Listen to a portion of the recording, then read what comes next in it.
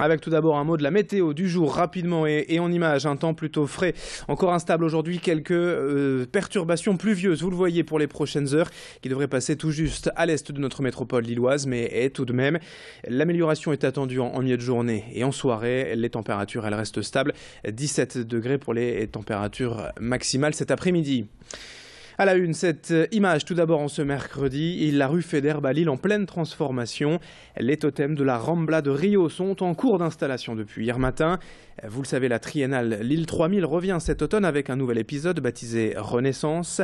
À l'honneur donc pendant 4 mois, 5 villes mondiales marquées par un véritable renouveau artistique et culturel depuis plusieurs années.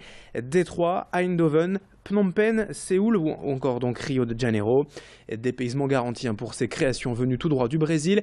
12 totems représentant les 12 écoles de samba de la ville Carioca. Une fois installés, ces totems vont affronter le climat lillois durant tout l'automne jusqu'en janvier. Rendez-vous dès samedi soir pour les découvrir pour la parade d'ouverture, mais ça, on en reparlera. L'actualité de cette semaine dans la métropole, marquée également par l'entre-deux-tours de l'élection municipale à Ouascal. Et après Stéphanie Ducré, hier nous allons aujourd'hui à la rencontre de Bernard Anicotte, son adversaire ce dimanche pour le second tour. L'ex-UDI tête de liste de Uni pour Ouascal est arrivé deuxième au premier tour dimanche avec 26% des voix. Il tente surtout depuis lundi de rassembler derrière lui et tous les mécontents de la politique entamée depuis 16 mois par Stéphanie Ducré. Et pour l'instant, aucune alliance officielle ne s'est mise en place, mais citons par exemple la liste Génération Ouascal, créditée de quasiment 10% au premier tour, une liste apolitique, et qui appelle à voter aujourd'hui contre la maire sortante, tout en refusant une alliance. On écoute ainsi Bernard Anicotte, hier au micro de Louis Caillé pour Grand Lille TV. Diffère surtout par rapport d'abord à la méthode. Je crois qu'il y a un vrai problème à Ouascal, c'est la manière dont s'exerce, je dirais, la fonction de maire. On attend d'un maire qu'il rassemble, qu'il rassure, qu'il protège et qu'il essaye de faire avancer tout le monde dans le respect de tout le monde, de quelle que soit la sensibilité des uns et des autres. Or là, on a véritablement un maire qui dénonce, qui fait de l'ingérence, qui crée des tensions dans la ville, qui prend des décisions sans concertation, en ayant toujours le discours que c'est une économie, donc elle va tout de suite mettre en œuvre le fait de gagner 3 sous sans savoir d'où ça vient. Pourquoi il y a eu effectivement à un moment donné des choix qui ont été faits, par exemple par rapport aux écoles. Sachez par ailleurs qu'une nouvelle menace d'annulation plane sur ce scrutin municipal à Ouascal. Les bulletins de vote du Front National ayant été imprimés en nuances de couleurs alors qu'ils doivent être strictement noirs et blancs.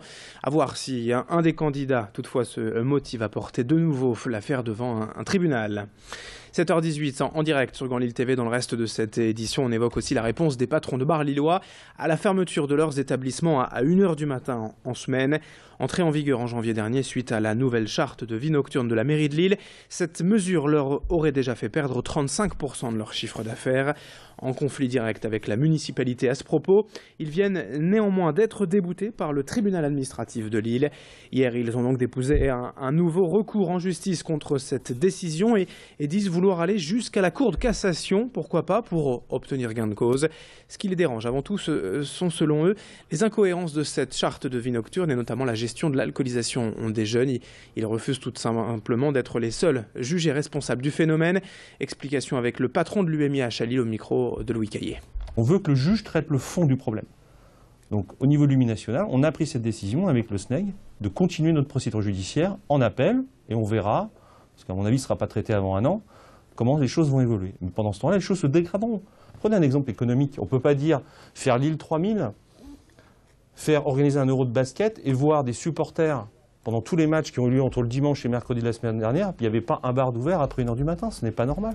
Donc il y a une incohérence en plus en termes sur la ville de Lille, de capacité, on est une grande capitale dite touristique européenne, et puis on ferme une partie de la vie nocturne qui contribue à la dynamique de Lille et à son attractivité. Allez, pour terminer ce journal Zoom sur la ville de Leuzen. Cette semaine, l'occasion d'aller découvrir les services techniques de la ville, ceux qui travaillent au quotidien à l'entretien de cette commune de 3600 habitants. Depuis plus d'un an, la ville dispose en fait d'un nouveau centre technique municipal. Le but, d'abord stocker le matériel, toutes les décorations de Noël, les urnes, les bancs publics, les barrières, les drapeaux, bref, et tout ce qui peut servir lors d'événements spéciaux ou lors des fêtes. Ce bâtiment est géré au quotidien par 8 agents municipaux. Il sert aussi de zone de stockage aux associations et pour les habitants, il permet de déposer aussi les déchets verts. Un bâtiment construit aux normes écologiques, entouré d'espaces verts. Un espace que la ville a souhaité économique et agréable pour son personnel municipal.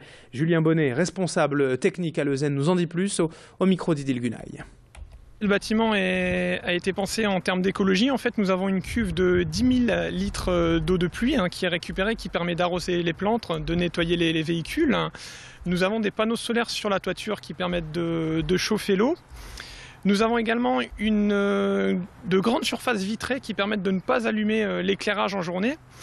Et chaque pièce de stockage est équipée de détecteurs de lumière en fait, qui permet d'allumer au besoin la lumière et de la couper au départ de la personne.